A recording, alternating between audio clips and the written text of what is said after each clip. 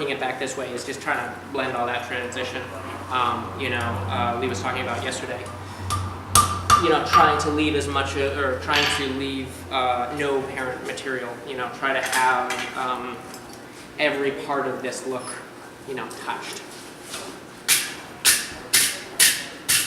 So I'm going to very gingerly carry this around to show you that, this well really, it blended in quite nicely. Oh, it's still here. Bummer. Hold it for me. You get the other one. Pardon? You get the other one. Oh, yes. Everyone in TV land. Yeah. Could you repeat that again about having it look touched? Yeah, sure. When I'm doing a project like this,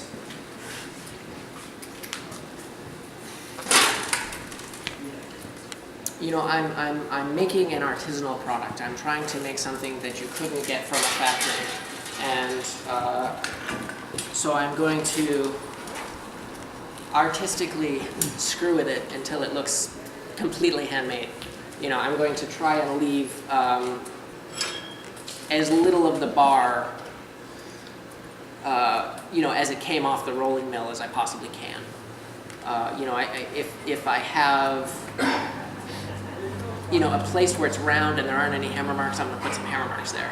Even if it's not doing anything functionally, it just makes it flow. It makes it jive. Exactly.